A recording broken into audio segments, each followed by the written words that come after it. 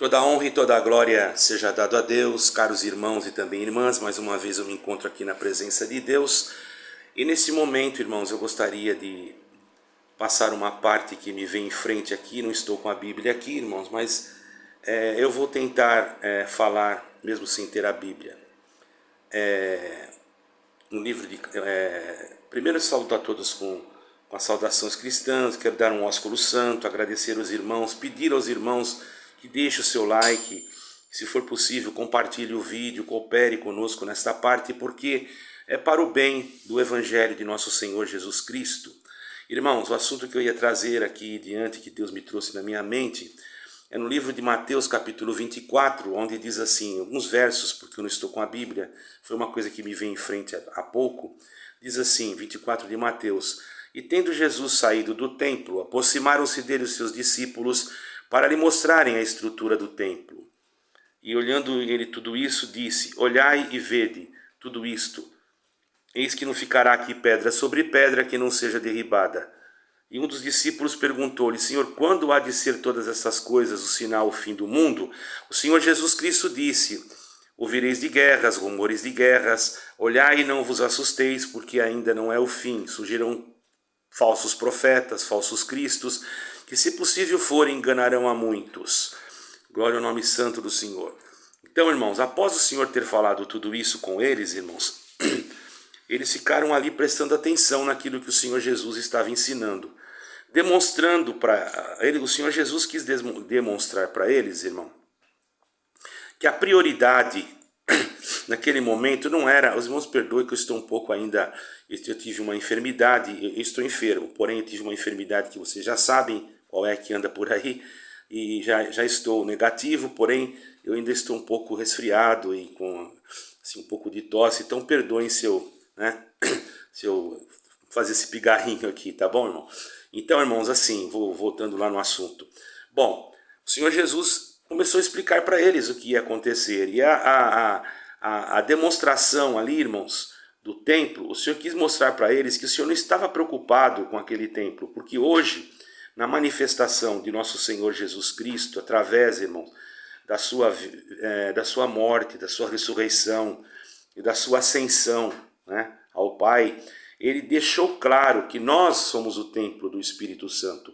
E como assim, irmão? Onde que é esse templo dentro de nós? Irmãos, quando o Senhor falou que nós somos o templo, ele não quis dizer que é o nosso coração. O coração tem o tamanho de um músculo. O coração apenas foi um tipo simbólico, simbolizando a vida, a personalidade, o caráter, a moral, a dignidade, o ser, a nossa personalidade, tá entendendo, irmão? Quando você tem a sua vida, o seu ser, a sua personalidade aberta para o Senhor, ele habita dentro do teu ser. Ele toma conta. Eu vou dizer para vocês que ele vai dar toda a presença dele dentro de você, porque você não aguentaria, nem eu. Mas ele toma conta do nosso ser, irmão, fazendo com que nós venhamos então a produzir obras. Essas obras são produzidas, nós não somos salvos por obras, mas tem pessoas que têm boas obras, porém a salvação vem pela fé. Mas quando que se recebe Jesus Cristo? Pela graça, como disse Paulo, pela graça sois salvos por meio da fé, e isso não vem de vós, é dom de Deus e não vem das obras para que ninguém se glorie. Mas quando recebemos Jesus Cristo, o Senhor Jesus Cristo, Yeshua HaMashiach em hebraico, dentro do nosso ser, da nossa personalidade, da nossa moral, do nosso caráter, do nosso entendimento espiritual, da nossa vida, do âmago da nossa alma, da profundidade do nosso ser, há em nós uma transformação. O que era ruim procura fazer o que é bom, o que mentia começa a falar a verdade, o que roubava não quer roubar mais. Por quê? Porque ele recebeu nele algo que o transformou. É como que aquela água que foi colocada na talha lá nas bodas de Caná da Galileia transformasse em vinho. Então quando a palavra, que é a água, que alimenta, água espiritual, que mata a sede da alma, ela entra dentro da talha espiritual da nossa vida, ela transforma-nos e faz-nos melhor, produzindo em nós frutos de arrependimento. Então a intenção do Senhor não é que nós ficamos milionários, que nós sejamos bilionários, que nós... Não, o Senhor, Ele não faz barganha, irmão. O Senhor não é um Deus que faz barganha, que faz negócio. Ele faz isso que eu te faço aquilo. Então vamos analisar o Evangelho hoje. Hoje nós estamos vendo muitos evangelhos que não são cristocêntricos. Certo, irmão? O que é um evangelho cristocêntrico? É um evangelho que se prega Jesus Cristo. Ou, se você for messiânico, Yeshua, que quer dizer Jesus também. É a mesma palavra que, na verdade, Yeshua é a original, que foi transliterada. Yeshua é original e Jesus foi transliterado, certo? Mas é a mesma coisa, nós estamos no Ocidente. Então nós falamos Jesus, em grego seria Jesus, né? Enfim. Porém, irmãos, nós recebemos do Senhor Jesus Cristo, então, uma força que Ele nos dá, certo, irmãos? Para que nós tenhamos condições de produzir coisas boas, irmãos. No entanto, hoje existem púlpitos de denominações que a pessoa começa a pregar, irmãos. Sabe o quê? Começa a pregar assuntos que não tem nada a ver com as Escrituras. Esses dias um irmão aí de uma denominação, que eu não vou citar o nome, disse que se você der bastante coleta, você vai ter crédito com Deus.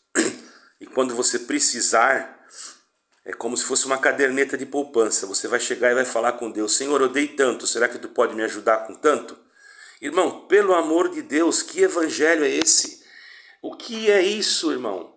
Isso não é ser cristocêntrico. A pessoa já está querendo fazer negócio com Deus.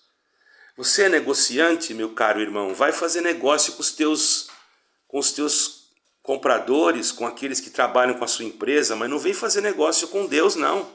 Deus não é negociante. Deus não está preocupado com o teu dinheiro, com a tua empresa, que se você ganhar, eu vou fazer isso. Se Deus, tem outros que fazem assim, ó, se Deus me der isso, eu vou ajudar aquele irmão com tanto. Você está usando a necessidade do teu irmão para querer ajudar o teu irmão, mas está querendo ter lucro em cima? Pois fique sabendo que Deus não se agrada disso. Se Deus mandou você fazer alguma coisa para alguém, ou você recebendo a sua causa lá, ou não recebendo, você tem que fazer. Se você não fizer, outro faz. Deus não precisa de você, nem de mim, nem de ninguém. Você está pensando o quê? Que Deus é o quê? Tem pessoas brincando com Deus, brincando com o Senhor Jesus Cristo, brincando com a palavra de Deus, usando púlpitos de igreja, que outrora se pregava coisas boas, para só ficar falando em dinheiro. Isso é uma pouca vergonha, irmão. Isso é uma pouca vergonha, certo? Aonde que o Senhor Jesus Cristo ficou pregando dinheiro, irmão? Que nem dinheiro ele não tinha. Quando tinha que pagar o imposto lá, o pedágio, ele teve que mandar Pedro pegar um peixe e abrir o peixe para tirar um estáter. E você está aí pregando só dinheiro, só construção, só isso, só aquilo. E o Evangelho? Cadê o Evangelho? E quando você prega o Evangelho, você já está de olho na alma, não com interesse de salvação na alma. Aquela alma para você é uma mercadoria. Tem cristãos que evangelizam, mas olham para a alma como se ela fosse um objeto de mercado. Porque ele sabe que é mais um que vai pôr a mão no bolso para ajudar a denominação dele. E vejamos se essa ajuda realmente vai para a denominação ou vai um pouco para o bolso dele. Irmãos, nós temos que ser sinceros.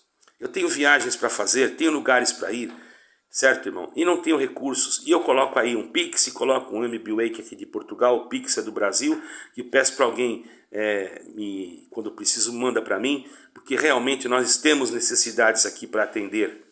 Mas eu sou sincero, faço aquilo com sinceridade. Se fosse querer ter dinheiro e ser rico, irmão, certo? Ou ganhar dinheiro, vocês querem saber uma coisa? Eu fui convidado para pastorear uma igreja e ia ganhar um valor muito alto, e eu não aceitei. Não aceitei, certo, irmãos? O irmão lá teve uma boa intenção, mas eu não aceitei, porque eu achei um valor muito alto. E outra coisa, eu não prego o evangelho com interesse de ganhar dinheiro. Se alguém ajuda alguma coisa, é porque está sentindo para o bem do atendimento que eu tenho que fazer. E todas as vezes que Deus prepara, vem na hora certa, irmão.